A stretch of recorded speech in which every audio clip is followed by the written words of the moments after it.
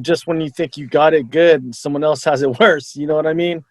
And, those are the kind of people that will walk through your doors. You don't know what's going through their head when they walk through those doors.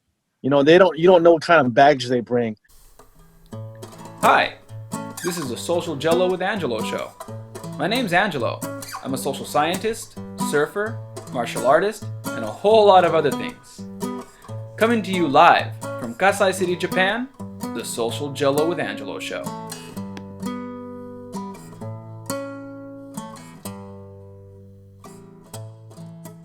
What's up, and welcome to Social Gelo with Angelo podcast Black Belt meeting. I'm here with John and Rob. John Hojlo. Hey, you got it. It's good. So we need to start this episode with a quick disclaimer that if you've seen my podcast and you see me and John talk and you've seen my introductions, I have been calling John Hojlo incorrectly for the last 5 years. And John, being the polite guy that he is, finally let me know today that I've been fucking up his name for 5 years straight. Dude, I've had that name mispronounced all my life. I swear I had one high school teacher say it right my entire life. The whole time, man. That's why I love Japan, because everything's based on sound. Don't even worry about it, man. Anyway, hi, Rob. Nice to meet you. Howdy. My last name is Pleasure to meet you. Hojlo, got it. I will never forget it. That's okay. When I have you on my podcast, I'll call you Jean Hojlo. That'll work. We'll go for Jean. I'll be French, and then we'll call Angelo Mr. Ferrari from here on out. I've been called Ferrari, Ferris, Bueller. Bueller. I mean, to be fair, I knew your name was Angelo when we met, and yet you told me your podcast was Social Gelo, and I was like, Social Gelo? What the hell is that? Yeah, Gelo. I was like, why is it I that? like Gelo. Gelo? Is it Jello. Gelo? Is it Jello? How do I say this? Like, I've always had people. I had one person get mad. Why did you use a G? That's not how you spell Jello. I'm like, I didn't want to get sued. Like, it's a really big company. It's a proper noun. And so just correct me, Angelo. This is Rob Rowland. Check out his work. Want to go ahead and real quick shameless plug, Rob? Yeah, absolutely. Like we said, my name is Rob Rowland, spelled as it's pronounced. Based out of Austin, Texas. I run a YouTube channel called Combat Self-Defense, where we talk about a combination of combat sports, self-defense tactics, traditional martial arts, anything that ranges from punching people in the face to not getting punched in the face to defending yourself from people who want to punch you in the face. Also movies. Sometimes I talk about that in terms of martial arts. I'm a lifelong fan of martial arts and combat sports, and I decided now's the year that I want to engage in the things that I care the most about. So I put it out there and having fun with it. I'm also a martial arts instructor. I teach Kajukenbo here in Austin, Texas. I had the pleasure of working with kids, adults, seniors, people from all walks of life, and it's been one of the greatest joys in my entire life. And speaking of movies, by the way, Rob, I saw your last podcast. I heard a little bit about your ninjutsu background. I just need to know, being an American ninja, is it okay if I accidentally call you Michael Dudikoff? It would make my heart happy. It would make my heart happy. All right, Michael Dudikoff. Unfortunately, you did tell people about my origin, so now I have to kill you. That's a ninja thing to do, right? Yeah, exactly. And then for anybody who's tuning in, this is John Hojlo. John Hojlo, want to go and throw a shameless plug about what you're doing? Sure, why not? I'm nowhere near as professional as these guys. I live in Japan, and I'm teaching martial arts in my free time. We got a club going on out here. Recently doing a new podcast set up by the Kajukenbo Association of America to do some background history on Great Grandmaster Charles H. Gaylord. So that's my main podcast program.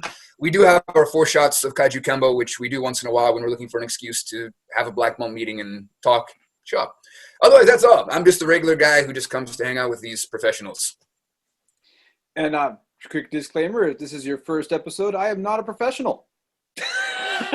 You liar. I haven't made a dime off anything I've done on the internet, so technically also not a professional. Yeah, I guess, yeah. That's what Are you guys ready for the first shot? So yeah, let's do it. So for those of you listening, those of you watching, we are doing an improvised version of John's 4 shots of Kaiju, where we take 4 shots to mark the passage of time while we just talk about martial arts and anything else that comes in between. Today, my poison will be Captain Morgan. not Puerto Rican rum. I looked into We talked about this. Yeah, we talked about that. But it is good rum, so there it is. What do you got today, Here's the Rob? shot. I am drinking the 9-banded straight bourbon whiskey based out of Austin, Texas. Ah, got it. It is my drink of choice. It's a local distillery, but also I figure it's a good drink, so that's what I'm going to be shooting today. I'm going to point out this is not a drink for shooting. This is a drink for in the glass with the ice, sitting out on your porch, smoke a cigar. But I want to plug them. They're a good brand. So Fair enough. All right. I'm advertising all day today. Yeah, we're advertising just up. Let's get started. All right. Salud. Salud. Come by. Oh, that was good. On an empty stomach. Before we get started, I just want to let you guys know, I do respect Angelo so much that when we were first setting up this podcast, he says, hey, we need to set this up at a time that works for all of us. Are you cool with doing 4 shots at 7 a.m. in the morning your time? And I'm like, well, I kind of have to work later on in the day, but yeah, I'll work around it. Let's figure it out. So this works out for me, doing it at 10 p.m. Yeah, okay, yeah. I thought we did this at 10 p.m., right? I'm like, I'm not making you drink before No. work, am I? I remember talking to everyone in the house being like, hey, is it cool with you guys if I get wasted at 7 a.m.? Day drinking. I have a new friend who really is trying to encourage me to be an alcoholic. Are you all okay with this? Oh, sorry. Is that me? You have a lot of friends trying to kill you with alcohol, I think. So, today's opening topic is how does competition shape the art? I got this idea from, I was listening to some other podcasts and just in general, sharing my space with a long time ago, my instructor shared his space with a Taekwondo school, and that turned into a lot of problems. Not problems, it just shaped things differently. Hey guys, I'm gonna press pause real quick. In 3, 2, 1.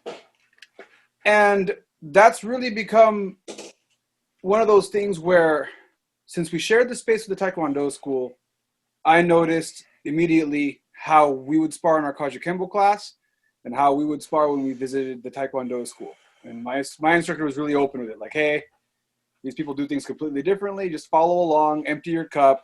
Don't make a ruckus. We share the space with them. And then we'd spar with them, which was great. But as you know, even Taekwondo has a history of, it's changed a lot because of their focus on Olympic point sparring. So that's kind of the talking point. The other talking point was that now jiu-jitsu guys are talking about the same stuff. I was just listening to Stephen Kesting's podcast and some other jiu-jitsu podcasts, and they are also now starting to bring up the old school jiu-jitsu guys, the guys that started all this, the guys that came out of UFC 1, the guys that studied with the Gracies from the beginning, are saying that the jiu-jitsu that they see now with 50-50 guard and all of this point system about knee mounts and passing guards and holding guards to pass time, they're saying it's not the jiu-jitsu that they knew when they got into it that was more based on self-defense. And they're saying that, again, it's helping the sport evolve, but they also feel that it's being driven by the sport. So that's where I got the idea from. What are your thoughts, guys? We'll start with Rob. Okay. I don't want to flex too much that I took an anthropology class once and got a B, but I did. And we know that the development of sport came as an analog for war. It came from having a bunch of able-bodied young men in a society with no war for them to sow their royal oats, as it were. So they invented sports to serve as a substitute for going to war, but also still keeping them fit and a method of exercising that violence in a safe, controlled way. That's where football came from. It was a way of exercising military tactics in a way that was fun. And, you guys both know, as training martial arts, you want to hide the repetition of a technique. You can say, let's do 1,000 repetitions of the Mawashi-Geri, right? Let's just do that 1,000 times, and then you'll be a master of it. Or you can break it up into 5 different drills, and then 10 different techniques, and then eventually you'll have made up the same amount of reps, but you won't recognize you've done it. Sport's the same way. It's a way of refining violence into a way that's controllable for people. The issue is, the more you make it about the sport, the less it's going to look like the thing it's trying to substitute for, because now you're trying to play to win. A couple months ago, I was at another dojo, And I remember they were talking about a point sparring competition, and the instructor was telling his students they train in those foam karate gloves, and like if you wear it at the end of your fingers, you get a couple extra centimeters to which you can tap your opponent with, and that's how you're going to get the point, and that's how you're going to win. And they were going over tactics like that. And on the one hand, I wanted to be like, that's you know my stance on point sparring. It's a useful tool, but it's dumb to have it as a sport. I'm just going to come out and say it. It's a dumb thing to do as a sport. It's not athletic. I'm just saying it. I'm going to come out and say it now. How dare you? Especially if you call your system a self-defense system and then you only do point sparring. But that's a different tangent.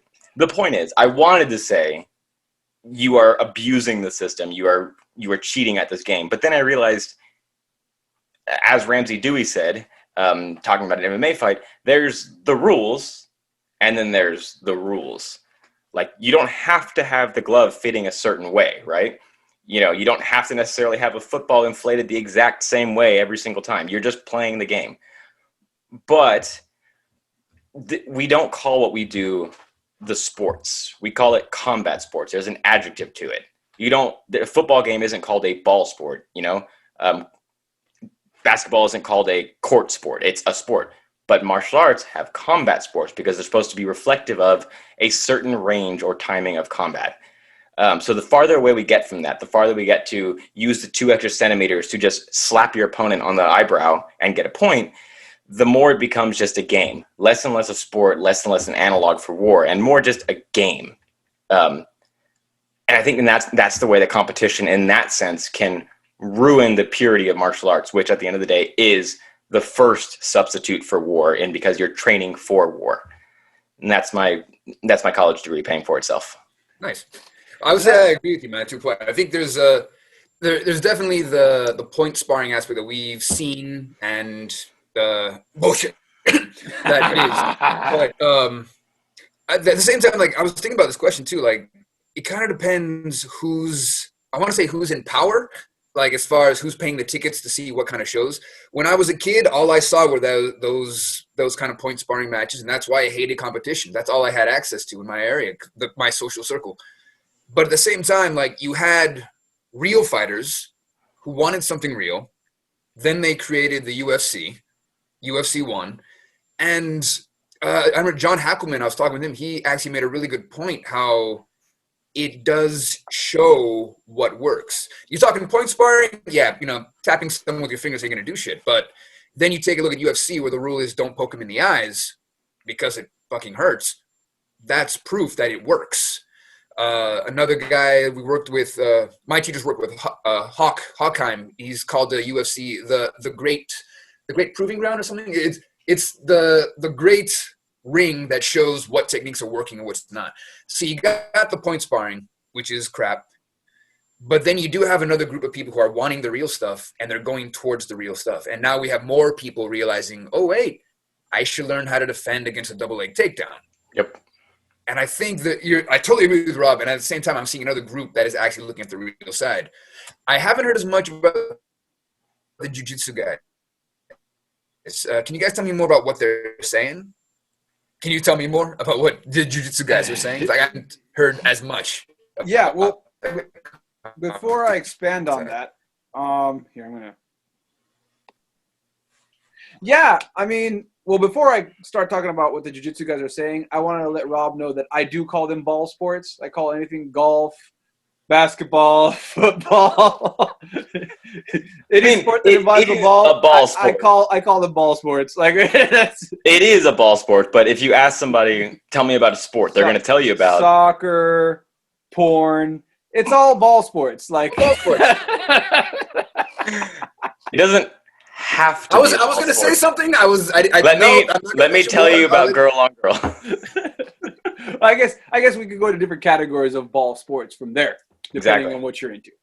But going back to the jiu-jitsu question. That one shot. That's one shot.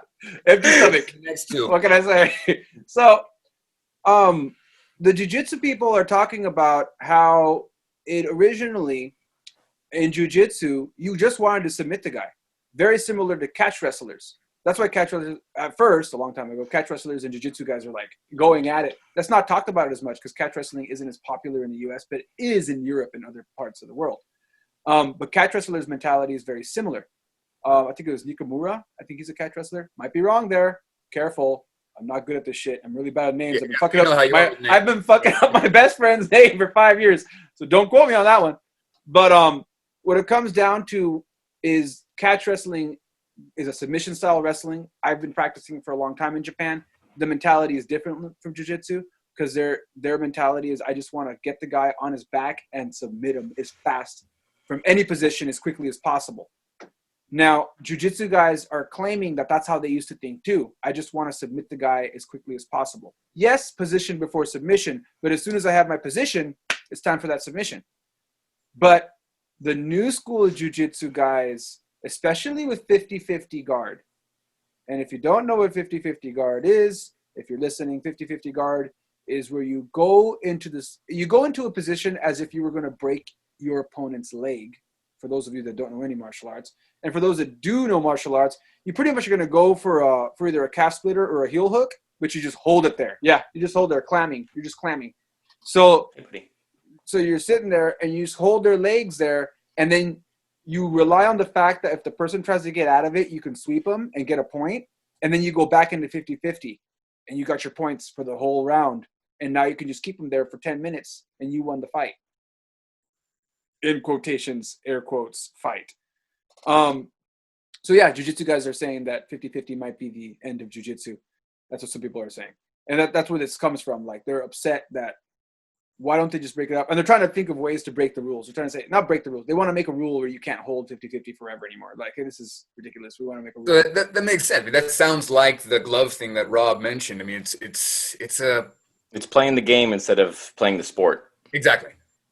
And if I can just interrupt, I need to know, Rob, what's your cat's name? This is Cloud. He is a rescue. Oh, nice. Yeah, he's got a irritable bowel, which meant he's got to get medicated. He leaks out the gut a couple times a day. Aww. But he's the sweetest cat you've ever met. He loves being on podcasts. Actually, every podcast that I've done since he's been here, he's got to get on. How's his 50-50? It's not good. Not good. He's really about giving you position all the time. But I have taught him how to punch. Oh, nice. Yeah. Neko punch in Japan, they say. Yeah, the Neko punch. That's it. Mm-hmm. Neko punch. So, yeah, the 50-50, that does sound very, very similar to what we're seeing on the striking side. At the same time, I'm thinking, I don't know, I don't see it being as bad. Tapping someone on the forehead is going to teach you how to break your fingers in a fight, whereas teaching your students to get points in a 50-50 guard doesn't seem as bad. You can still defend yourself, it sounds. Yeah. I mean, I started playing around with it to see in an MMA setting what happens if I put someone in 50-50 guard. And what I found out was they can't punch me. So, like, once I put someone in 50-50, if I'm not in a group fight, if it's a one-on-one, they can. I guess we can always argue a lot about once we talk about group fighting. Yeah, once we get into variables of anything, there's no point discussing it. There's no point discussing jiu-jitsu. But if we are talking a one-on-one and I put someone in 50-50 guard, because your legs are like this, they really can't get any significant strikes on you. Mm-hmm. They can maybe tap you a little bit, mess with you a little bit, but you are in a very good position for a leg lock. And if you were being an asshole, break their ankle. Like it really is a good position for that. So there is a way. It does have its use, I guess. Yeah, I think even as a self-defense side, you have to think about the situation where you're not trying to break somebody, but you're trying to control them. Yeah, I was thinking for the police. That sounds. Yeah, I'm with John. I was thinking for law enforcement, for anybody who has to do some kind of security where you have to control a human being, not damage them.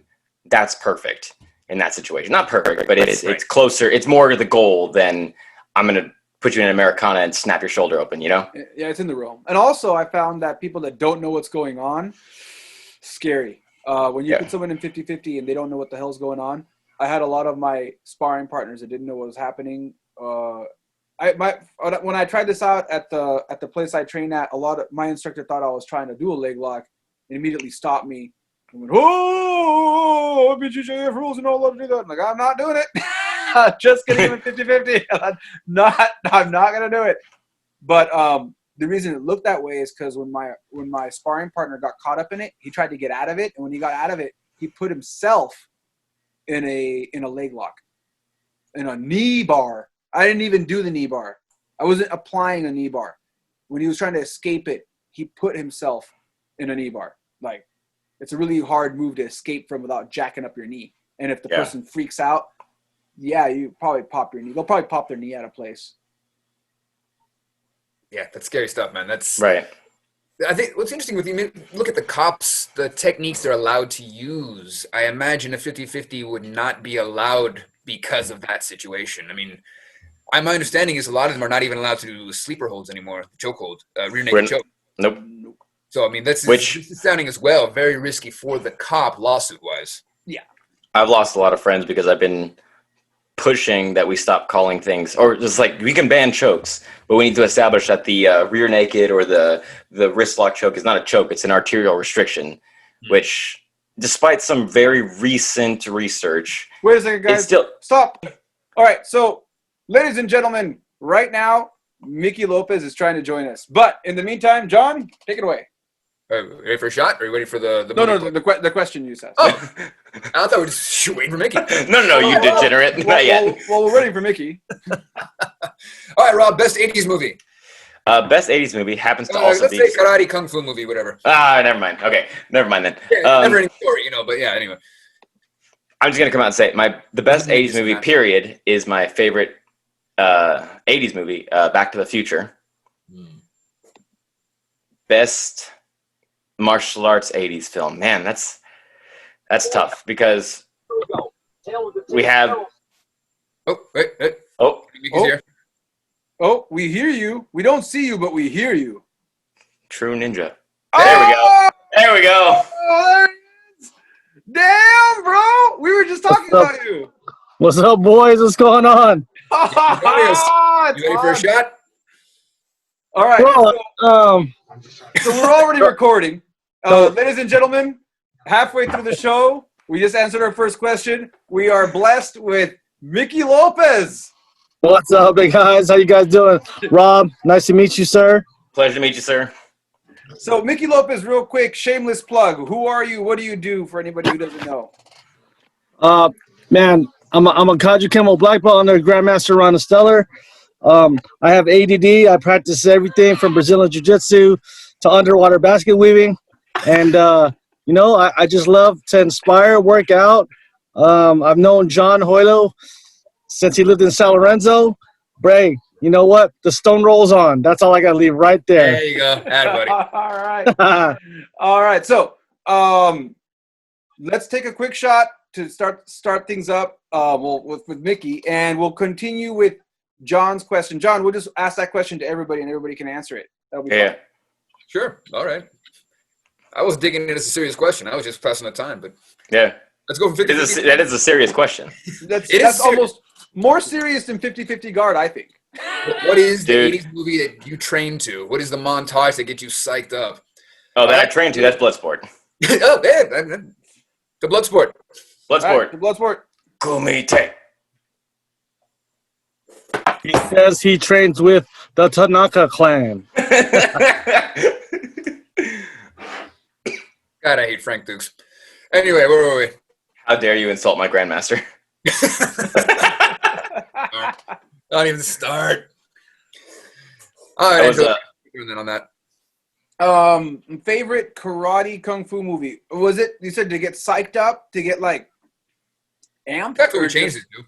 We changed the question. Okay. John's asked like Okay. 3 questions. All right. We'll stick to the amped up. So martial arts movies that I watch to get amped up. It's not really, I guess technically it's a martial arts movie, but just call me old school, but Rocky 1.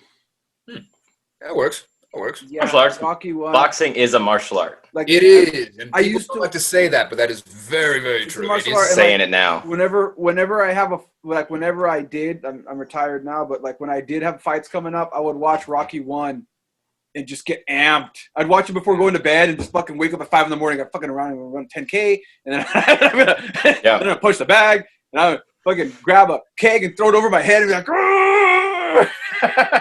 How do you watch a Rocky montage and not work out? I'm gonna have some Russians chase me in the snow, and that's how I got my camp together. Get my brother-in-law to yell at my wife. Mick, you doing boxing these days? How is it a martial art? Absolutely, man. Absolutely. The art of hitting and not getting hit. I mean, what more you have to say besides that? I mean, you know, I've been today. I wanted more reality, so I said, no matter what, come at me 100 miles an hour, and you know, I was getting hit left and right. You know, it's just I'll block a few, I'll take a few. You know, unless you know you're Mike Tyson or whatever. Now, anyways, speaking of Mike, that was a good fight. Hey, I saw some of goals, that. That guys, was good. goals. Except That for was Nate good. Robinson, stay in your lane, bro. But How old is Tyson? A 52? lot of people saying Mike's too old and he shouldn't be, you know, risking in the head damage and all that. But you know what, man? You got to fight sometimes, man. Yeah. This is him. This is what saved him as a person. It was good to see him go out there. You know what I've learned from Tyson and Stallone and Schwarzenegger and so many other older statesmen right now is that our bodies don't degenerate as much as we thought they did, or at least not as much as they did 20 years ago. When we were smoking as teenagers, yeah. Right, like 52 years old in 2020 does not mean the same thing it meant in 1984, you know? And Because to answer your question, Rob, Mike Tyson's 54 now. 54 is not the same today as it was 20 years ago. Have you seen pictures of like kids in the 80s? They had all these pictures. The teenagers looked like they were 32. Yeah, it's because they were chain smoking all day long.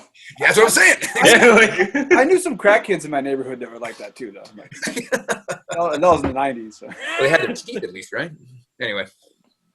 they got all the filters. I mean, to make you look younger these days, they have all these filters. So hey, there it is. That fight was all filtered. You're right. You're right. So,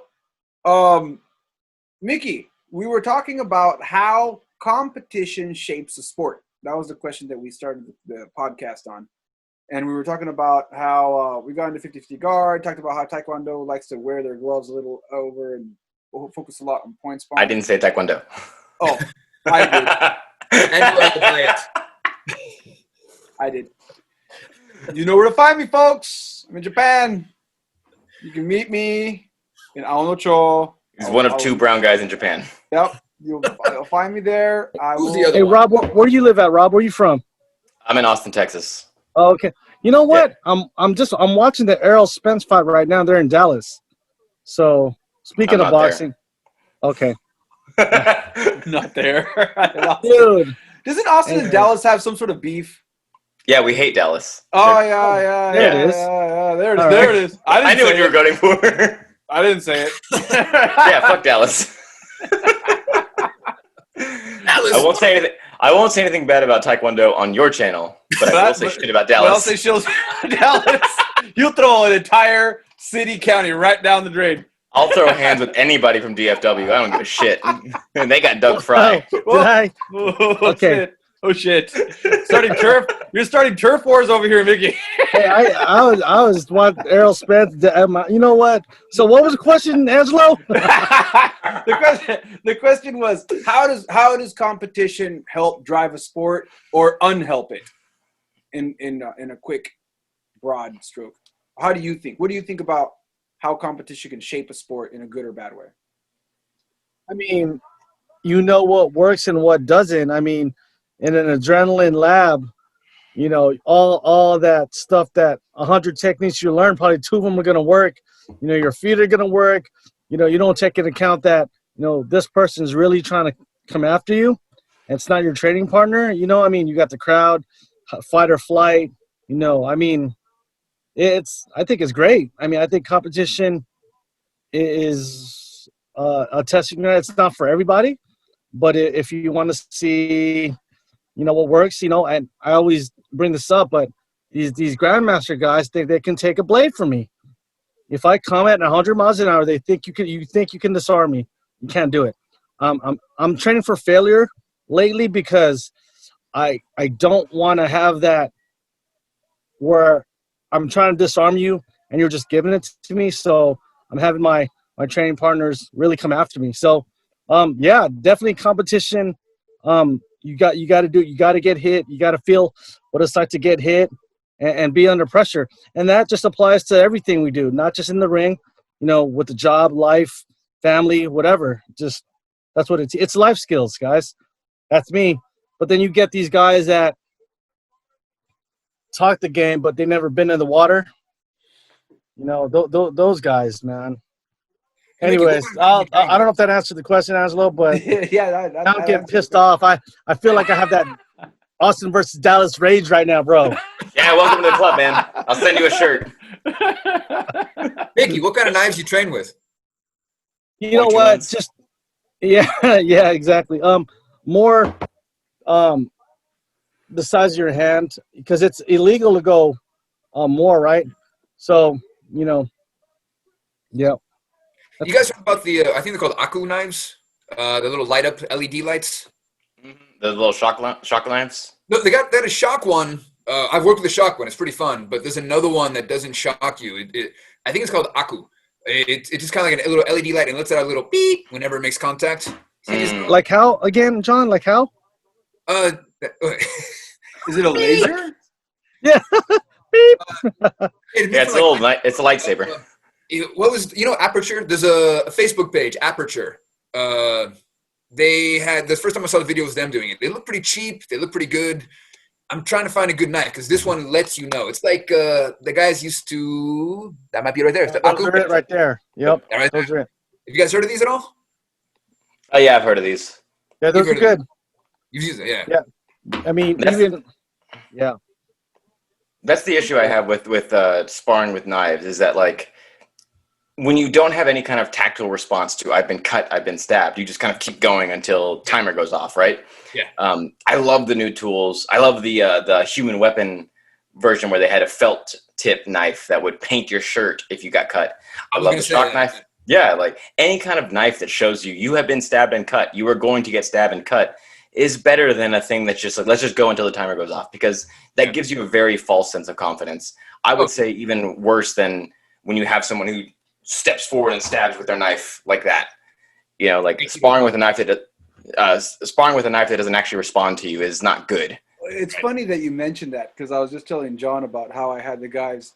We were doing round robins, and each time I would escalate the rules.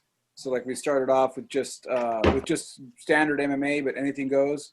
And then I started saying, okay, you can throw elbows. Okay, you can do headbutts. All right, we're going to start throwing knives in. And I brought in the cold steel knives. And what I thought was interesting was one of the guys who's kind of, he comes from a karate background, but I can tell he's never sparred with knives before. He actually used the knife the way we do for self-defense. He was like, and I was like, lunging with it. And I was looking at him like, are you trying to go easy? Are you fucking with me? Or like, Yeah. But he really was. And like, that's just how he moved. Like, that's Right. just how he moved with the knife. And then he'd slowly switch the knife over to the hand, and then he would lunge again. Like, and I thought that was funny. Like, I'm like, I've trained for this. I know 900 responses to this exact movement. I guess it is applicable. I never thought it was. That's why I brought it into sparring. But yeah, I did find that I do like the cold steel knives. I don't like the rubber ones, like you said. I feel like the rubber ones because there's no pain involved. You get really floppy and the guy doesn't feel anything. But with the cold steel ones, I feel like that poke, like a real good poke, they go, oh, and they like, yeah, they tense up. And after that, if I see someone going too easy, I'll poke them real hard. And they'll kind of like, oh, that hurt. And then like, it's gonna hurt. It's gonna hurt. Now, do you guys prefer thrusting or slashing, or is it a preference? Depends on what she wants, I'll normally be the knife wielder with my students when we do knife sparring, and I'll give them just like a swinging stab. I'll tell them we're just gonna stab, because that alone will mess up their entire game plan. The way we do sparring with the knife is I'm gonna have the knife and I'm only gonna swing stab. That's my only goal. And your goal is to just not get stabbed and take the knife out of my hand. You take it out of my hand, you give it back to me, we start over. they don't realize how difficult it is because I adjust how fast I'm going to do it from, with the position I'm going to do it from. Maybe I'm going to start with a knife tucked behind me. Maybe it's already in front of me. You don't know. Just those 3 variables mess up their life a lot. As soon as I add a slash, it's like, never mind. And then I'm like, that's what it's like. If you're going to get in a knife fight, which doesn't exist, there's no West Side Story knife fight. You're either going to get knifed or you're going to get mugged. Those are your 2 options. But if it's going to happen, it's going to be and then we're done. Yeah. And if you're very smart and very lucky, you can walk away from it. Running, unless my cardio goes out, real. But yeah. Nah, man, that underhand knife attack, that's scary, man. I've seen a lot of like I don't know, knife defense has been an interest for me for a long time. I've tried to look at different techniques and practice and worked them out, and that underhand coming up, it's scary. I found 2, I want to say combinations or techniques that might be effective, and I'm still not confident on them. I did a whole video trying to figure out how to make that work, and I think I found something, man, but that is hard to defend against. The slashes, boxing, I think, is best defense for that, man. Right. The moving your head, the parries, you're just basically blocking a jab. You know, you're moving your head out of the way. That's all you're doing. That big stab underneath is scary as hell. I don't know what to do with that, man. I asked my students one day, percentage-wise, how much do you think a knife enhances my martial ability? If I'm, let's say, competent at fighting you with my bare hands, how much does the knife enhance my skills? And how much does that create a gap between you and me? And there was a range of like, I think you're 50% more likely to beat me in a fight now. I think you're 75%. And I was like, I am 200% more likely to kill you with a knife in my hand. With a knife, with a 1-inch knife, a 2-inch knife, 3-inch knife, like 200%, because that's why human beings invented weapons, so that we didn't have to train to do fighting with empty hands. That's why we grab a stick and club someone to death, because we know that's easier. One of my favorite phrases, man, is force multiplier. It's a force multiplier.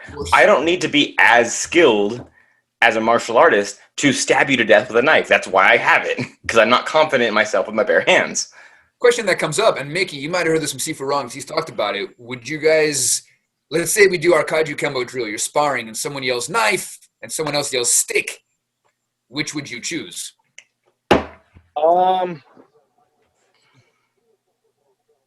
If I can get the blade, I'd rather get the blade, because I'm going to, the stick, it'll probably crack me, but it won't stop me. I mean, look, I'll take that back. Oh, shit, this is going to go live. Someone's going to show up at my door. So, you know what? I feel more comfortable with the blade. I'm going to use the blade, because if the blade's over there, stick's over there, guess what? I can take that blade and throw it at you as a distraction. Who says I have to run in there? And I've been thinking about that a lot lately too. Just throwing your weapon, projectiles. How many do we? That's that right there, just a little distraction for me to create space. Someone said space earlier, so that's exactly what I would do. Unless they throw the stick at me, I throw a stick at you too. Either or, improvised weapon, absolutely. Yep. Angela, Rob, what do you think? Knife or stick? Knife. I would grab the knife, because I don't want my opponent to have the knife. Yep. I'd much rather have a knife to deal with, or knife in my hand, than a stick. A stick, it's a blunt force trauma. A knife could end you very quickly. Not that a stick can't. Not that it can't land where it's fatal, but a knife doesn't have to land anywhere specifically to make you bleed out. And adding to what you said earlier, anybody can be dangerous with a knife. Oh, true. Yeah. What's funny, guys? I'm going to send you guys a video after this. I just got done nice sparring today. I had a 9-year-old and like an 11-year-old and, the dad. And them little 9-year-olds these days are fast as blank. They're fast, especially with that blade. And I was trying to hit them too. I wasn't giving them any, if a kid here's the thing. Let me ask you guys this. If a kid picks up a blade, do you crack them, or do you kind of, You punt him know. like a football, dude. I was gonna say. I kicked that kid right in the chin and make him do a backflip. All right, that's on. That's the same thing. Okay. On that note, I think we really need another shot. Talk about- Let's do another shot. You punched It's him. not child abuse, it's karate. Right, exactly. Hey, they had a knife. He was coming right for us. He was coming at me with a knife. So No, it's what, funny that you man? mentioned, brother. It's so funny that you mentioned that because I was just telling John about we were just talking about. I introduced knives to my class, and we had a kid, and the kid, like I just got done with the karate guy. He's an adult. He's like, and right after him, the little kid who didn't want to do it. He spent most of his sparring rounds running away in a circle, running away from me. And he's like 11 or 10. He's like running away from me the whole time. We give him a knife. He's still running away the whole time. And we're like, hey, you have to attack. Like, you have the knife. And finally, when he attacks, he closes his eyes and starts going like this. And I'm like, holy shit. Yeah, it's terrifying. It's like fucking Chucky, dude. I don't know what to do with this. Did we already take our shot, or am I waiting? Fair. I'm ready. Guys, I've been since 4, so Hey.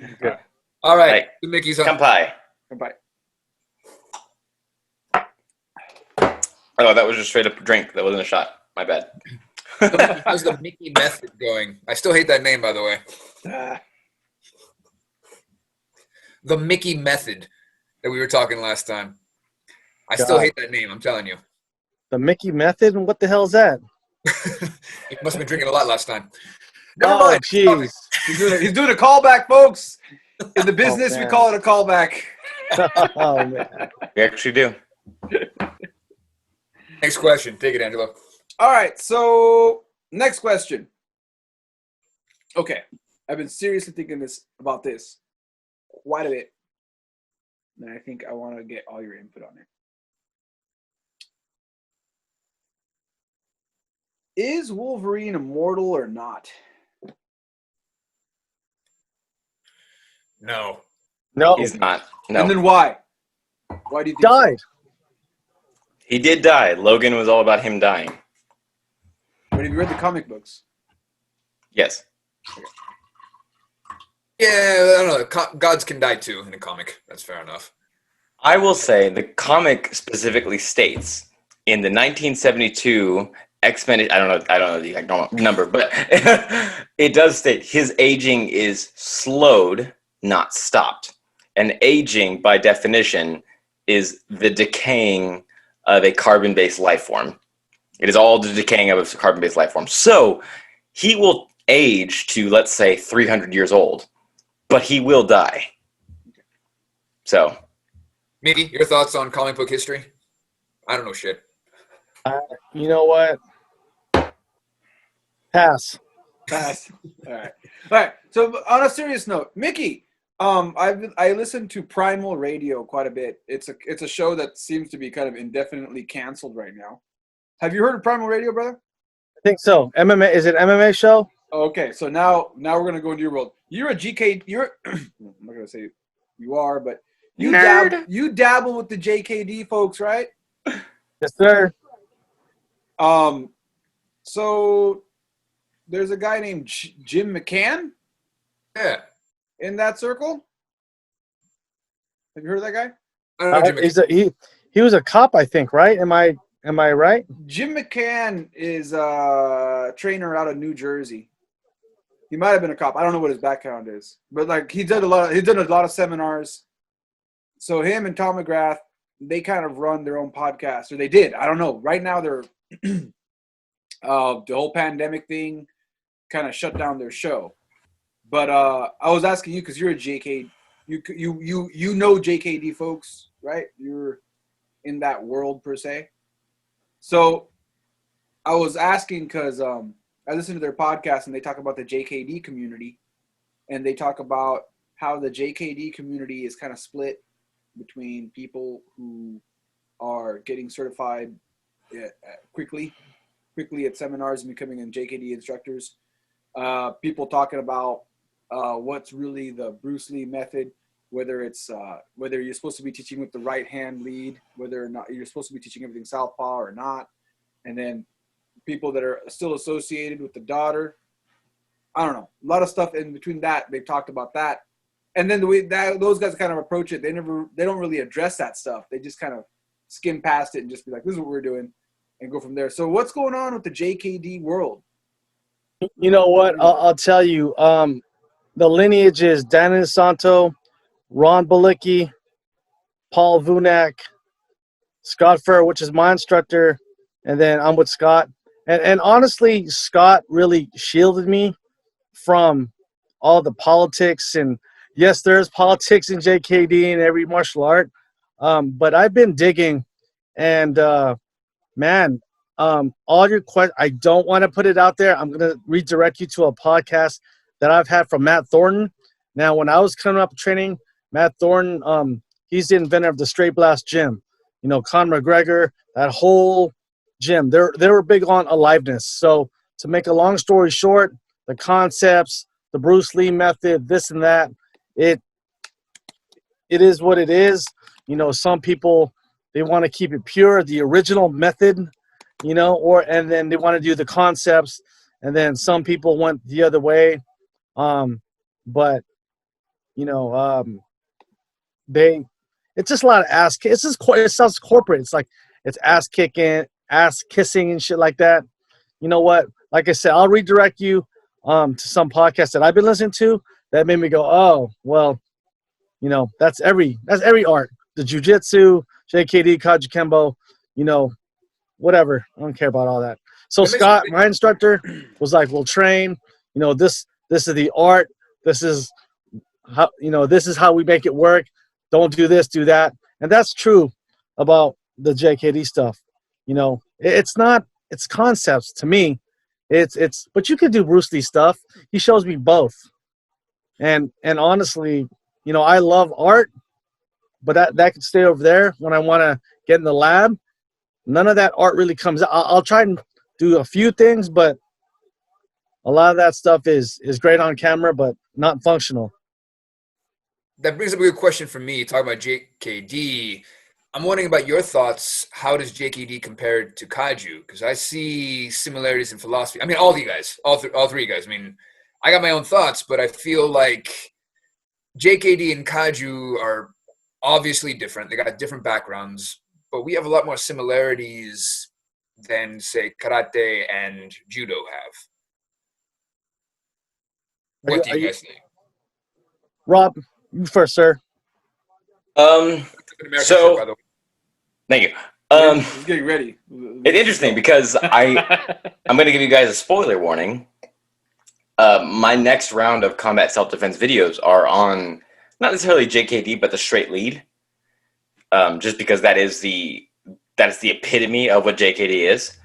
And I'm going to say I have never formally trained in JKD outside of like 5 lessons, which I would not say makes me a voice in the JKD community. But I have studied some, and I have the Tao of Jeet-Kune-Do. I've read it 3 or 4 times. The Tao of Jeet-Kune-Do, if you're into that. I will say the big difference that I've seen with Kajukenbo and JKD is that JKD abandoned the name of a style in the name of, we're going to adapt the up jab from boxing and mix it with the non-rotational punch from Wing Chun. We're going to adapt a lot of the Savate concepts without calling them Savate concepts. They don't care about where a style originated from. Training is based on, we are striking in a intercepting fashion or in an angle off fashion, in a parrying fashion. We're talking about ranges and a specific thing that our goal or that our attack is trying to achieve. Whereas Kajukenbo said, this is our karate technique. This is our judo technique. This is our jiu-jitsu technique, and this is our kempo technique. JKD stripped that all away and just combined it all together, whereas Kajukenbo kind of just put all those things in one house, if that makes sense. That's for me what I judo and the karate into one house. You're saying, all right? Right. It didn't mix them in the way that Kajukenbo thinks it did. Kajukenbo loves to advertise itself as the world's first mixed martial art, which that's also another video that I'm making because it's not. Pancreation. Right, exactly. The first martial art ever was the first mixed martial art. But Kajukenbo loves to advertise it as the first mixed martial art because it just combined the names of different martial arts. Great But marketing. exactly, it was just marketing. Yeah. But I'm like, you're combining judo and jujitsu, Japanese jujitsu, which are not the exact same thing, but they are the same thing. And you're combining Tang Sudo and Kempo, which kind of came from the same place. You're just calling them different things because you know that's going to appeal to the people who have done one of those arts and want to do more. So Kajukenbo, I felt, was more obsessed with, and this is based on my experience, not based on what you guys experienced, obviously. Kajukenbo was more obsessed with defining, this is a Tang Sudo technique, this is a Jiu-Jitsu technique, this is a Kempo technique, and this is a boxing technique. Therefore, we are a mixed martial art. Whereas JKD was like, these are our techniques. Interesting. Okay. Now, like, for me, nothing going against what you're saying. I totally agree with where you're coming from as well. I do feel that there's a good side to say this is the karate technique because interesting history-wise. Right. To say, oh, the people in Japan were doing this. The people in China were doing this. It is kind of cool to see. I don't know. Like, what do you guys think? Like, I feel like a lot of schools also do that. What you just said with Jeet Kune Do, they just say, "This is punching attack 4A. Learn it." And then 5 years later, you realize, oh shit, that power sweep comes from judo, and this break comes from something completely different. Well, I don't want to steamroll the conversation by any means, but today I was in my Muay Thai class, and we were talking about, or one of my other training partners was talking about. He's asking the coach about, when I see this certain fighter throw a kick, he kicks with the ball of his foot to sneak it in and hit the liver with the ball of the foot. Yeah. And he asked, where did that come from? And I said, well, that's a karate technique. We kick with the ball of the foot. That's how our roundhouse looks. And he goes, is that legal in Muay Thai competition? I said, well, yes, because if you look at Lordzilla is a karate taekwondo fighter. He just adapted those techniques and those concepts for Muay Thai fighting. That's what if a karate guy does a karate technique that happens to be a takedown at the same time, is it judo now? Yeah, it's a technique. That for me, that's what it's always been, a technique. It doesn't matter where it came from. However, my entire YouTube channel is based on like, here's what this thing comes from, and here's the history of when Gichin Funakoshi did it, and why we're doing it this way. But that's because I'm a giant nerd about it. I like that. Yeah, it is cool to hear the history on that. I mean, yeah. Mickey, your thoughts? Well, first of all, I started off in playing a lot of basketball, right? Where we ran the same play over and over. All right. Now, when I got to Ron and Kajukenbo, we did a whole lot of stuff, and it was like overwhelming. I didn't understand. There was a little bit of throws. It's like being at a buffet, right? So you get all you can eat, and you gotta just, I go back for the broccoli and maybe a little bit of shrimp, but after that I don't, because I'm sick of it already, right? And the minute I started training JKD, it's like, you know what, just you want some little bit of dessert, add that, add this, add that, and just see what comes out. And like there are similarities, but it's the mindset. Again, I like to think of us as martial scientists, athletes, artists, you paint the picture, right? Cool. But as scientists, we're in the lab, we're athletes, we're drilling, we have other training partners, we're athletes. Now, when you watch football or jiu-jitsu or anything, there's no set patterns. You got to go with it. If you do punch art 1 on me and it doesn't work, I got to keep going. I can't be like, whoa, freeze. So JKD for me just allowed me to be free. Like, where'd that throw come from? Is that a Muay Thai kick or is that a savate kick? All the savate kicks are coming out now. All the white belt techniques are coming out. And whoa, I've never seen that front kick right through your guard before. I mean, really? I mean, it came from, wherever you want to say, Japan, Thailand. It came from, what is your name? It came from you, right? That's my thing. If you can make that technique work, then it works. But I think that's what I heard in Kaiju. That was my big thing with Kajukenbo. That was the first time I felt that. Right. And Hojlo, that's what I was asking you. Who is John Hojlo? Who is Angelo? Who is Rob? What is your specialty? What are you going to be leaving behind? When I think of Rob, when I think of Angelo, when I think of Hojlo, I think of blank. That is your JKD. That is your Kajukenbo. Angelo, Kajukenbo. Rob, Muay Thai. John, America's best. Yeah, he don't know nothing.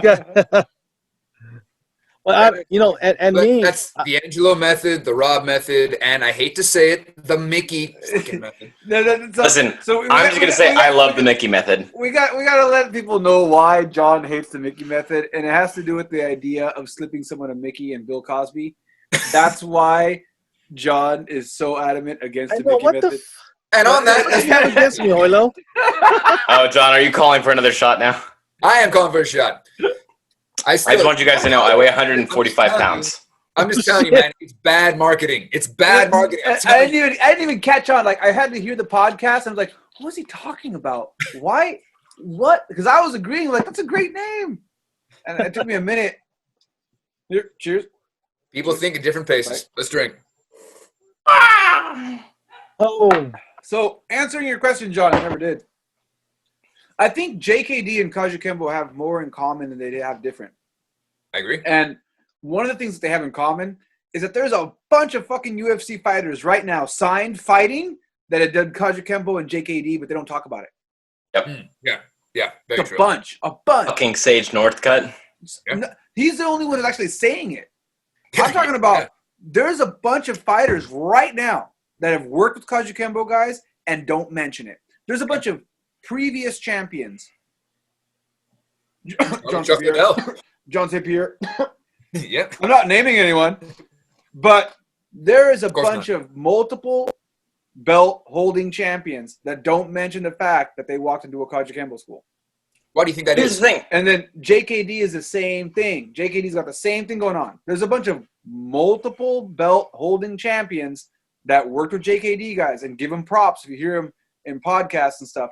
But in the front lines of everything, when they're like putting their hand up in the air and they got the belt, they think that whoever their trainer is, they don't really mention the style. And then when you tail of the tape, and the guy's walking up and they show them Brazilian Jiu-Jitsu and Muay Thai. Brazilian Jiu-Jitsu and Muay Thai. How many times have you seen that? Brazilian Jiu-Jitsu and Muay Thai.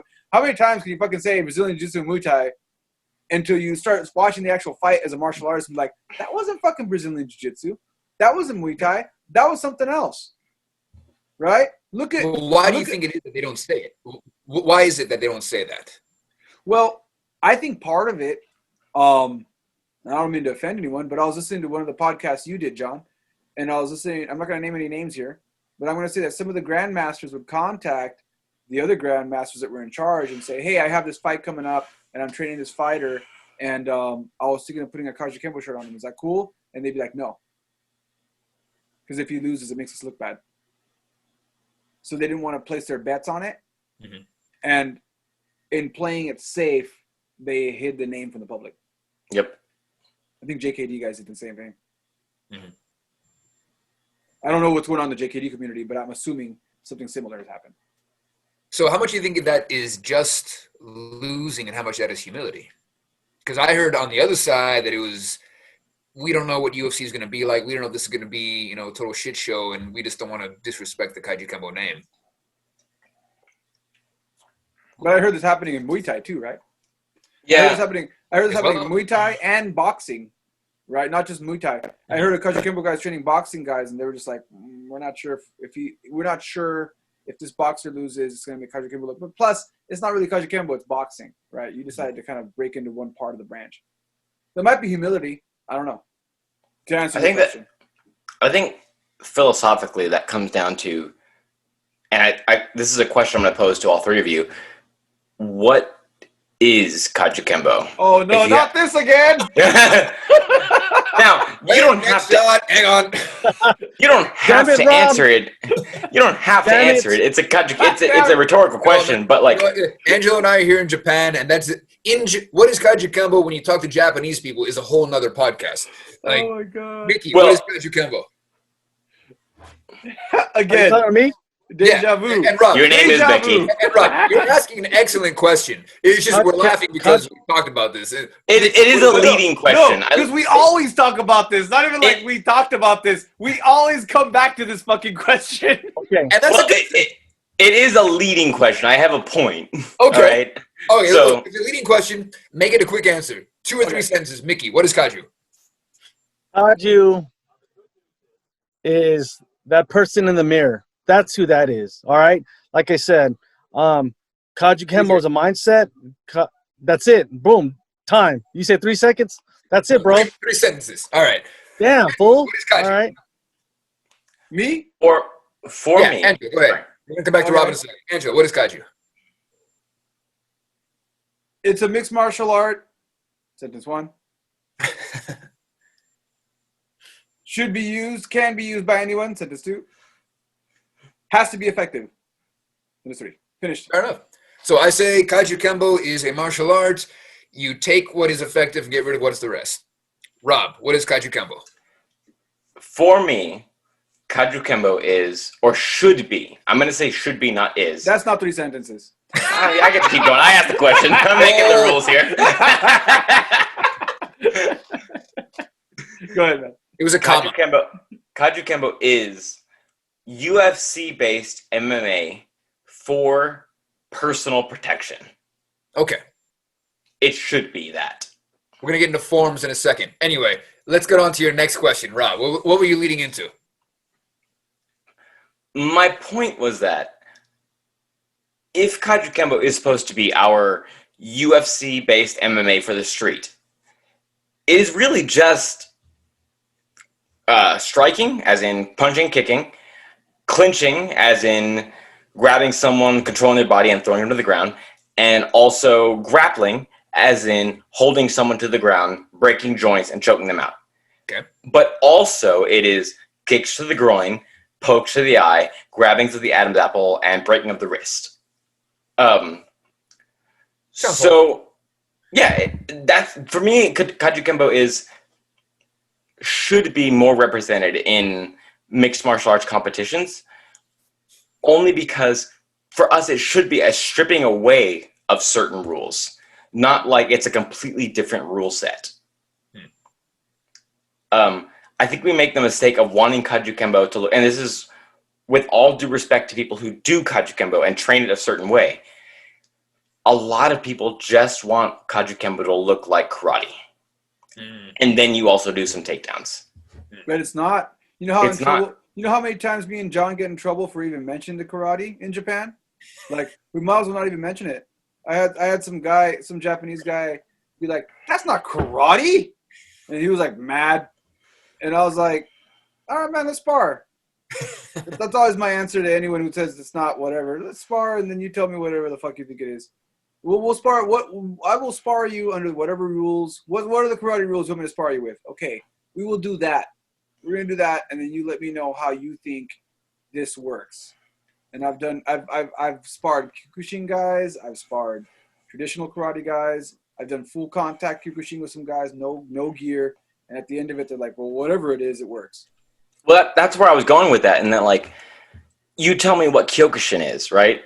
We all know what Kyokushin looks like. We all know what Judo looks like. What is Kajukenbo supposed to look like? Kajukenbo is supposed to look like a nebulous system that says, I cannot out-strike you. So therefore, I'm going to out-grapple you. I can't out-grapple you. Therefore, I'm going to out-joint lock you. Therefore, I'm going to out-clinch you. Whatever it is. Kajukenbo is not, for me, Kajukenbo shouldn't be a set routine of patterns and should more be a philosophy in that I'm going to destroy your body in whatever means necessary. And that's why I brought the connection up, because I think Bruce Lee literally said something like that. I forget the quote, but it was literally, what was it? Grapple the karate. Well, I don't know. Grapple the karate man, kick the grappler, something like that. It was literally the exact same thing. Right. That's what Kajukenbo should be. Now, the thing is, at the same time, what is your goal in life? I feel like I'm quoting a Conan the Barbarian right there. What is best in life? What is best in life? But Kajukenbo. Drinking, drinking from the skull of your enemies. There's another. Hear the lemon juice with the women. Something like that. Here's the thing, though. Like, well, I want to get into forms because I know Rob. I heard you guys talking. Your thoughts on forms. And I have a video on this as well. You want to learn how to fight. I watched it. You want to learn how to ring. Don't learn forms. It's a waste of time. But martial arts is. Oh, hang on a second. Oh shit! Another shot. Shots. I need a Fuck. second. All right. Okay, Andrew, you're gonna pause. Let me get a refill, and I'll continue with where I'm going on Conan. Okay, Conan the Barbarian. Pause. I want to remind you guys. All right, so here we go. Vámonos.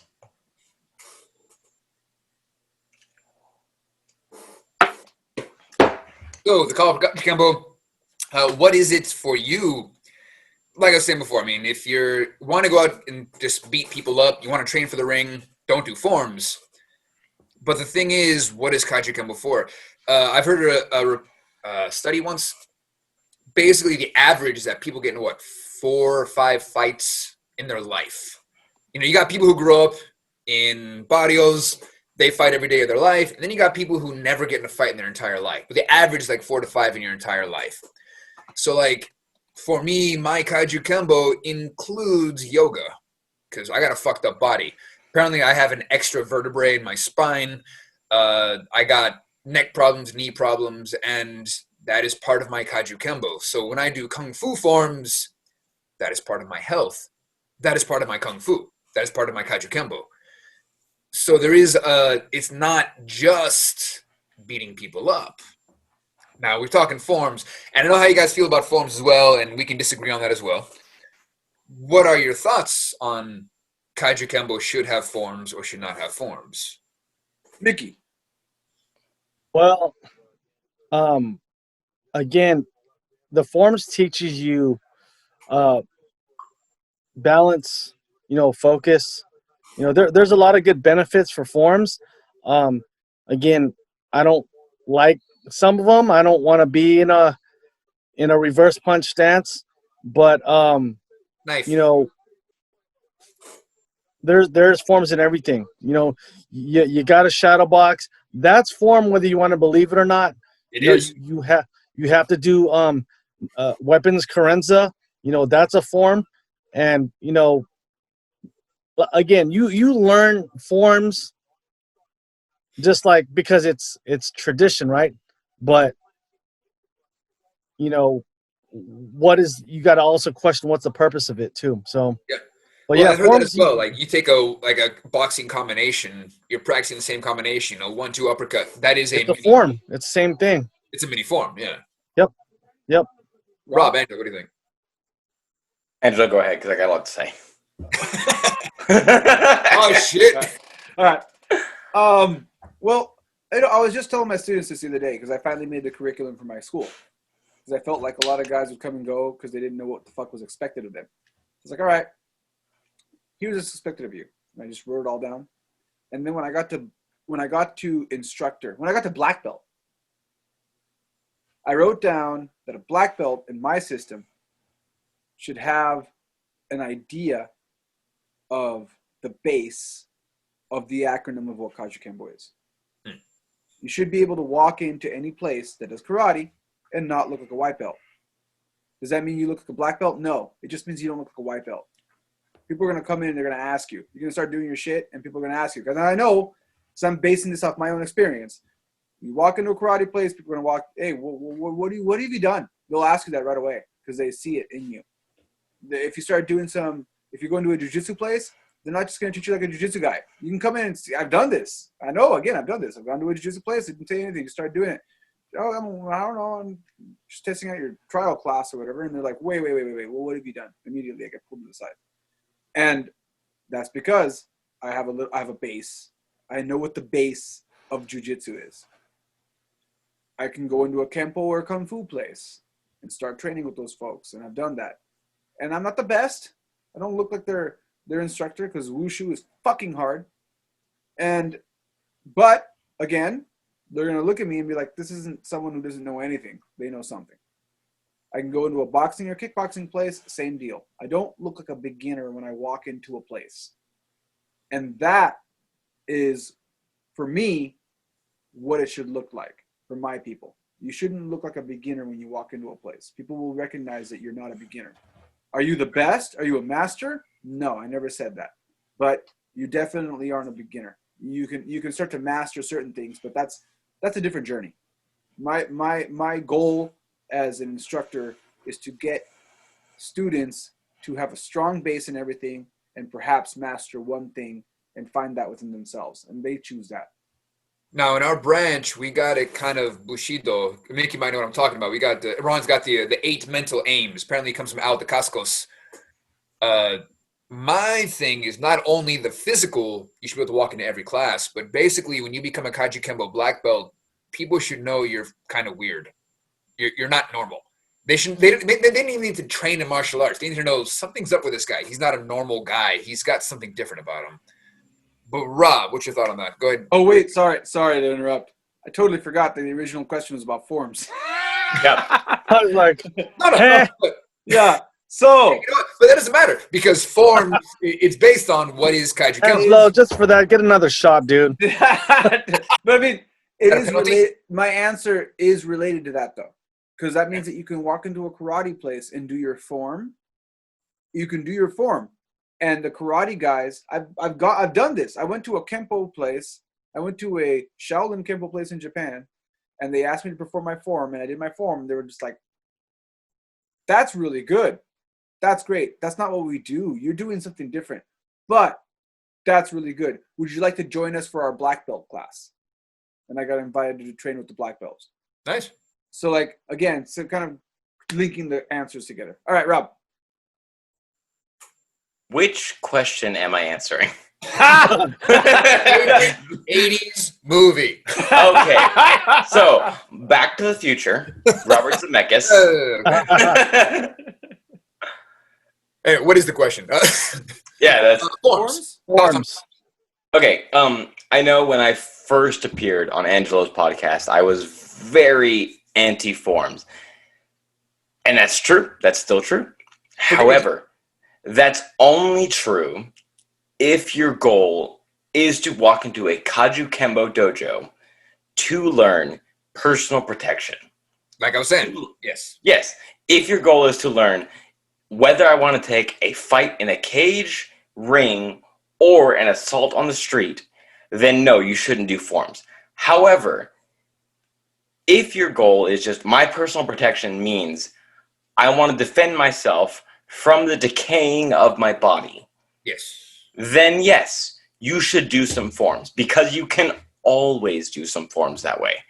You can always do kata, but you can't necessarily always hit pads. However, where I come from with that, it's on the instructor, as in it's on me, Angelo, John, and Mickey, to know the bunkai of that form. Yeah. And that's why I hate forms so much. Because so many instructors will just teach you a form and say, this is the thing you're doing because it applies to fighting. How? And they'll say, it does. Again, how does it? And they can't explain it to you. Oh, yeah. If you can't explain a thing to me in A, B, C, D, D1, D2, D3 format, then you don't actually know what you're talking about. You are trying to waste my time by making me do this thing that eats up 2 minutes of a 1 hour class. Well, yeah. And this is the thing, like Mickey my case is on Sifu Ron as well. One of the things I love talking to Sifu Ron is, as a teacher, he told me, this is Pinyon 1. All right. We can teach a 6-hour workout all on Pinyon 1. Yep. It's teaching you how to fight. It's teaching you how to improve yourself, get stronger. That was the thing for me and again, when I tell my students as well, if you forget Pinyon 3, I don't fucking care. Yeah. I mean, I'm not giving you a belt because you remember the form. But just if we do it in class and you forgot it, that's fine. We'll remind you, and then we're going to work out with it for an hour. That's where the workout is. It has nothing to do with do you remember the form. It's can you punch this guy out when he's trying to kill you. That's all that matters. Mickey? Mickey, what do you think? I'm sorry, say again. What do you think About forms.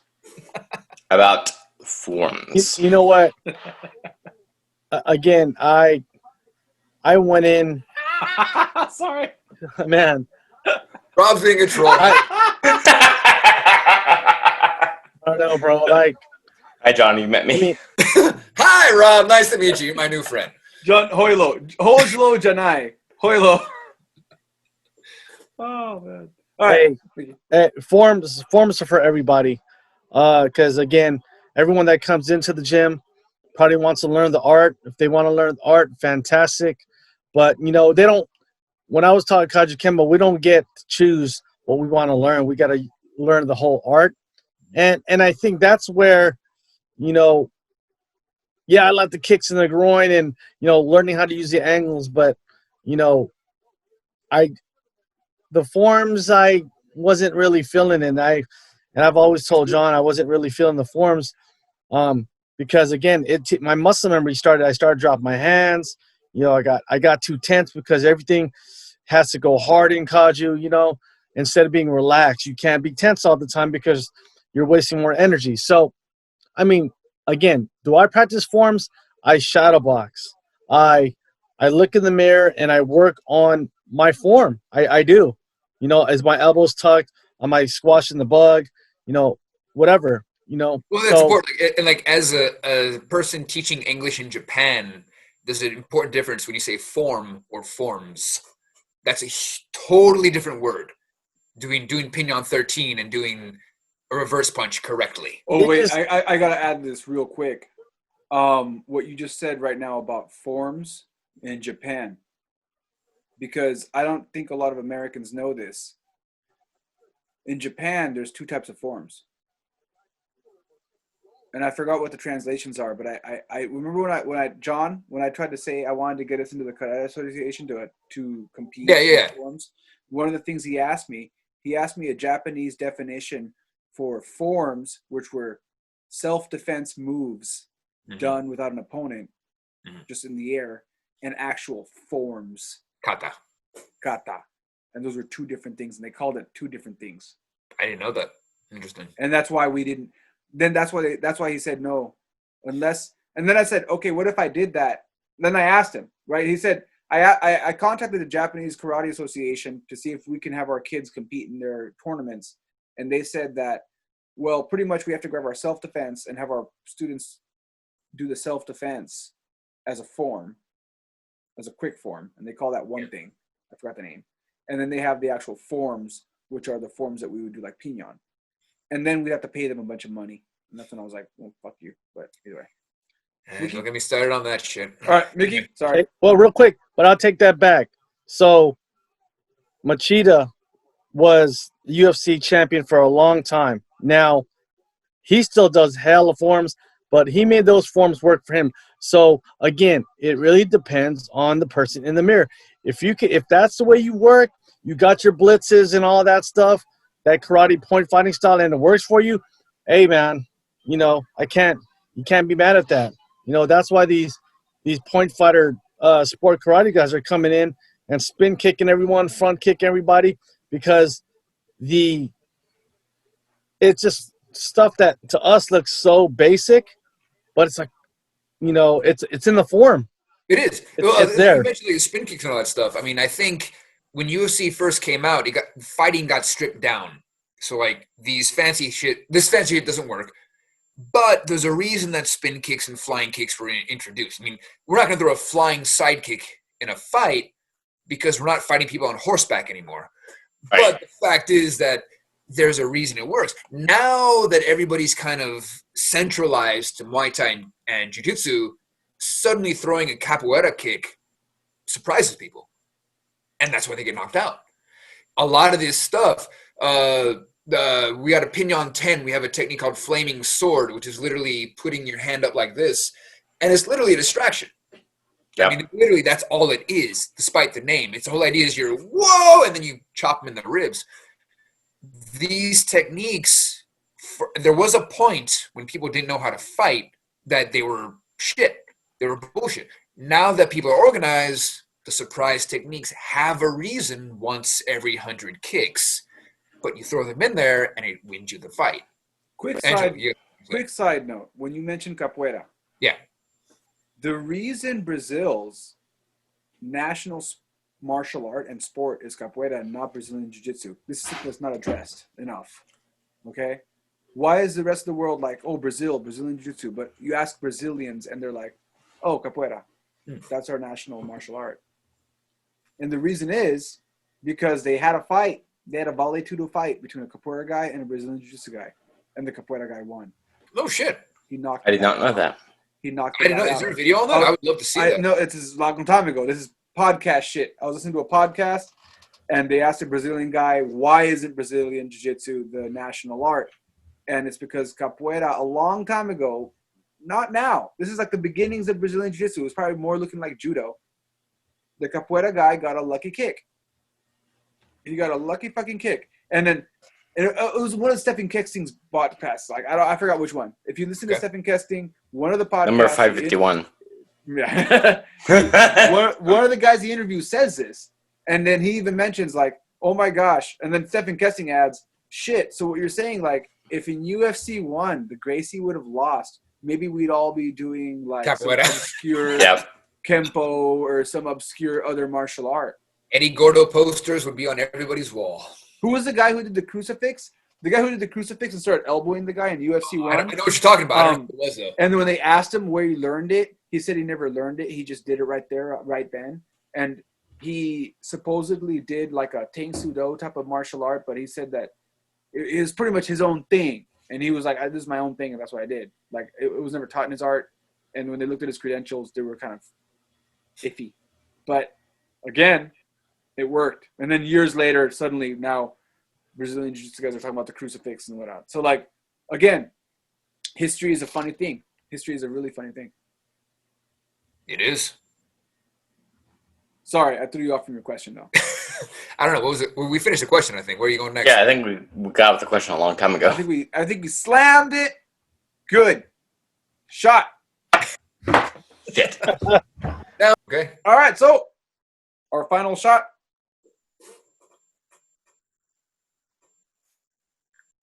Double fist. Double shotgun on that one. Our final question. Are we just LARPing? Like, when we go in and we're fucking wearing MMA shorts and whatever fucking t-shirt or gi that we're supposed to wear, are we just playing cosplay? What the fuck's going on? No, hell no. Hell no. I mean, you mentioned MMA shorts. I like wearing shorts when I train because it's comfortable. Yep. The Muay Thai shorts are nice. You want to train with a gi? You're training with a gi to learn gi techniques. No, we're not LARPing at all. I'm sure there are people who train in martial arts and wear the pajamas because they want to LARP. In a good Kajukenbo class, they'll be gone after a few weeks of putting up with our workouts. No, I say no. We're not LARPing at all. We train in jeans. We train in shorts. We train in shoes. We train what you're going to wear. We train in T-shirts because you're more likely to wear a T-shirt than a gi top. But we switch off depending on what we're training on. I say no. All right. Mickey.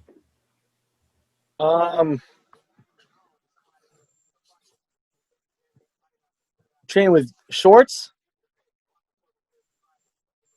You know what? Depends what part of the world you're from. I mean, if you're out there and I was out there in Reno, I'm not going to be wearing shorts, right? So whatever makes me feel comfortable. If I'm, thank God, I mean, I get to wear shorts all day long. That's my job. But you know what? Whatever I have on, that's what I'm fighting in. So it doesn't matter. Just as long as I got clean underwear, I'm good. Wait. Is Even then, the LARPing process? I'm not sure on that. Are skid marks part of the LARPing process? But no, that right away talking about shorts, and that makes me think of Okinawan karate. They wore, the floods because they were fishermen, and then when they were done working, they'd go to a place to train together. They just happened to be wearing their fisherman pants, and they went up to their knees, And then I hear that Kajukenbo they just liked the longer pants, maybe because it was colder in California that time of year. I don't know, but then Silon Juarez talked about how we used to have gi tops because that was karate. You had to go to a tournament wearing a gi top. And then some guys would grab the sleeve to pull you in for a punch. So Kaiju guys started wearing short sleeve gis. We changed because that's what was happening. We didn't want to lose the fight. Rob, what do you think? I think it all boils down to why are you training? Which is a question that I asked earlier, but yes, you are LARPing if you train in a full gi all the time, every time, and only for the sake of training in a gi. But I've seen so many guys who train and spar specifically with the shin pads hugging their pants, and they're hiking their pants up to throw kicks because the shin pad is pulling them down. And I'm like, yeah, I live in Texas, so we're not wearing pants most of the year. But why don't you just train in shorts? Yeah, surprise. We're wearing shorts, Mickey. Hojlo, you caught that. We train with no pants on. There are still coverings of the nether regions, but they're not all the way down to the ankle. Okay, fair enough.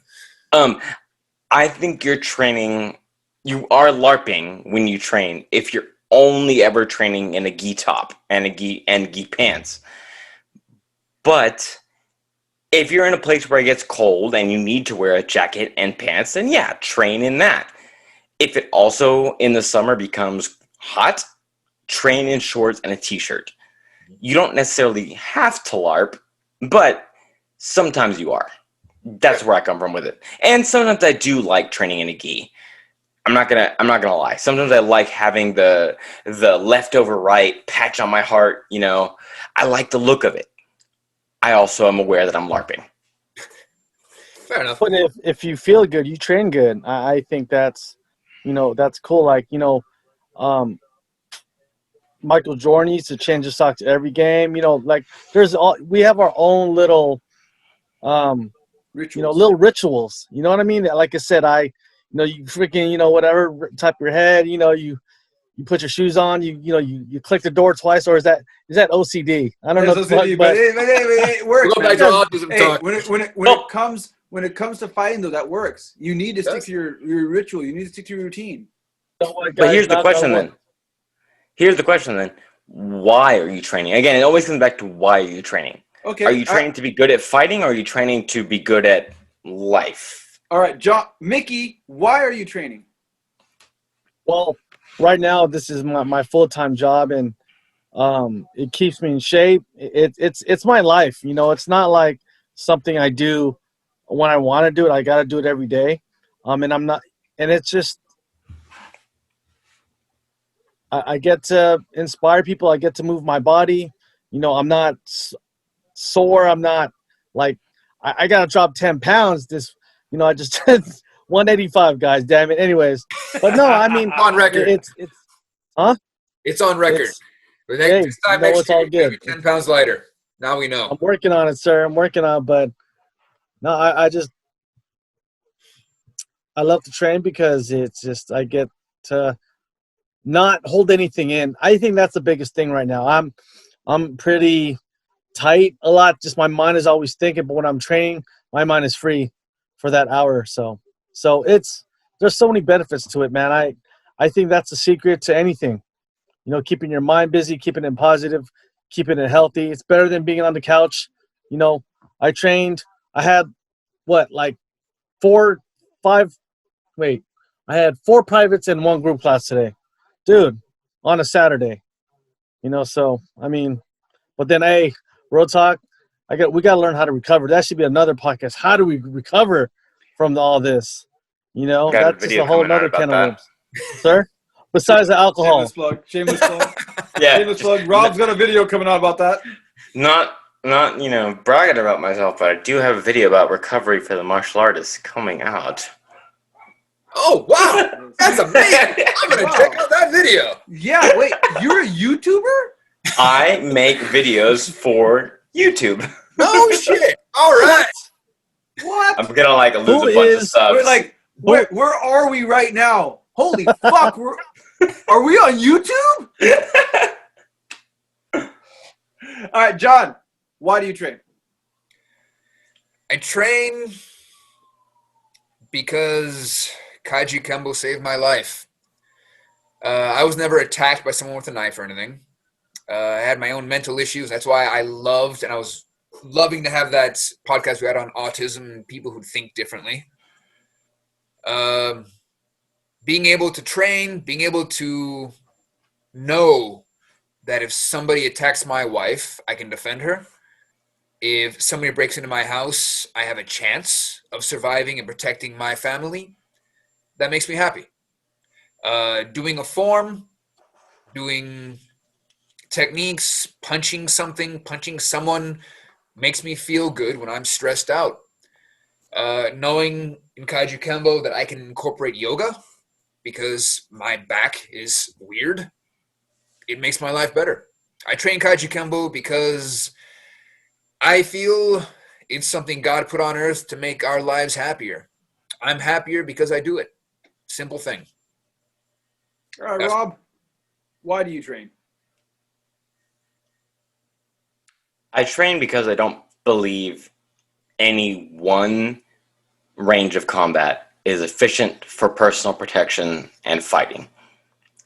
I don't believe you can only strike or only grapple or only throw or only choke.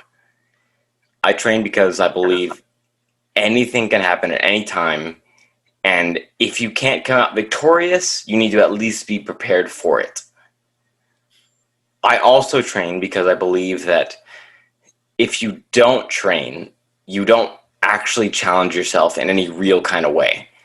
If you don't know how easy it is for someone else to just beat the fuck out of you, then you're just pretending you're tough.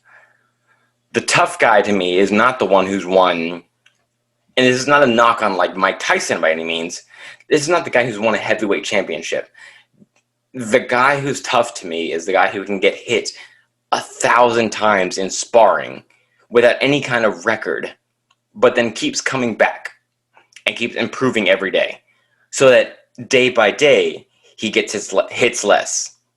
Or, although also, for me, I also appreciate the 69-year-old woman who has never done martial arts in her entire life, and is like, this is a thing that makes me sane and a better person.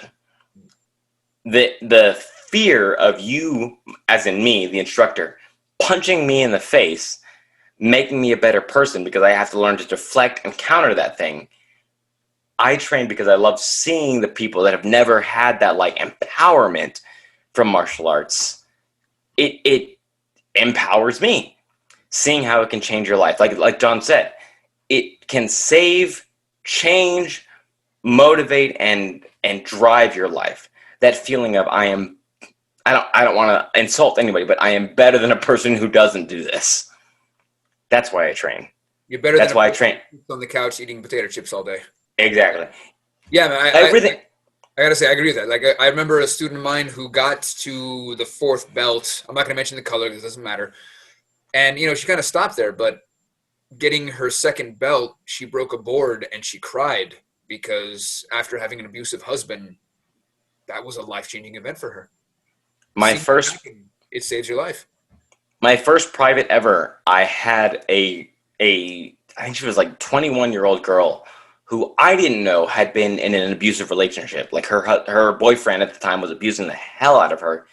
I let her just punch me in the chest because like I want you to know what it feels like to hit flesh instead of a pad. She started crying because she didn't recognize that like this is what it feels. This is the power I can generate. I told her, you have hurt me with how much you're hitting me right now. It hurts. And she didn't recognize her power from that. We only did 2 or 3 privates, but she called me a couple months later and she's like, I broke up with my boyfriend because I realized I can defend myself from him. Seeing that's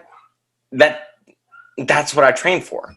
That moment of like, we as human beings with a skeletal neuromuscular system are so much more powerful than we give ourselves credit for. That's why I walk into that dojo every single day. And I'm proud to do what I do. That's it, man. I love to see. We're providing the service, guys. I think, we're essential. And I'll say it again. We all this mental health, a lot of people are committing suicide. You know, this one Yeah. kid couldn't take virtual learning no more. He shot himself. He found his dad's gun. He shot himself the other day. I'm like, you know, we need an outlet. This is an outlet. This is this is why we're here. Well, You Mickey, know? you shared the article about the suicides in Japan recently with me and Angelo. I mean, yeah, you're right. Bro, like, you know, just when you think you got it good, someone else has it worse. You know what I mean? And, you know, those are the kind of people that will walk through your doors. You don't know what's going through their head when they walk through those doors. You know, you don't know what kind of baggage they bring. But in that hour or half an hour, or you just, because we wear a lot of different hats. We're not just coaches and instructors. We're psychologists. Yep. You know, a lot of my clients, you know, for example, I got this one client, she just broke up with her girlfriend, and she's losing her mind. She's, you know, and instead of training, hitting mitts, she's talking to me for the whole half, and that's it. But it's her release. Hitting the bag, talking, verbal judo, it's all there. So Fighting doesn't always mean punching and kicking. Yeah. Sometimes it mind means and body, just talking. man. That's what, yep. To kind of quote shameless plug Terry Faircloth, if you haven't seen that podcast, the last one. There you go. He's always screaming from the top of his lungs, "It's not all about fighting." Yeah. It's not all about fighting. It's not.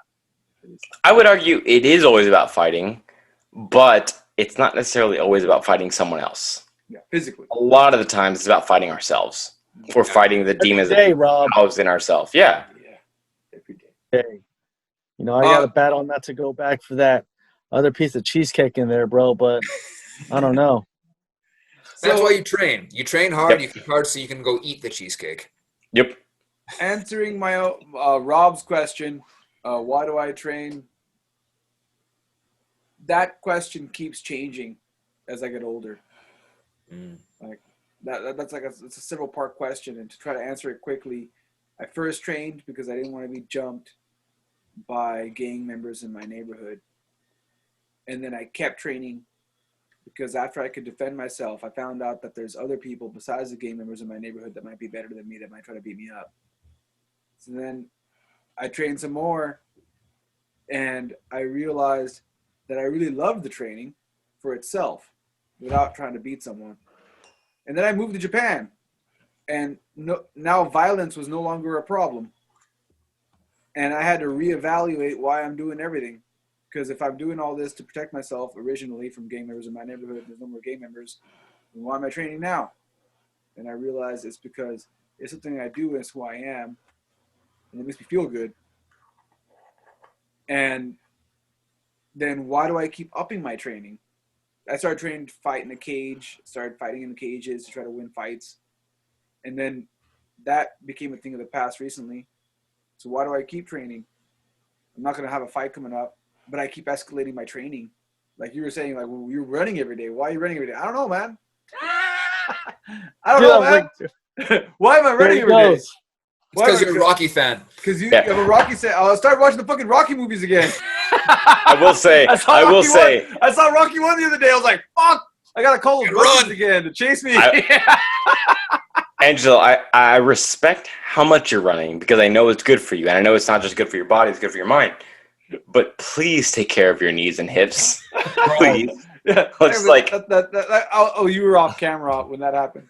That's why I keep it to 5K no more. Yeah, please ice aspirin your hips when you're done. No, not just ice aspirin. I go to the onsen, man. They have this almost like a cryogenic dip you can go into. It's ice cold.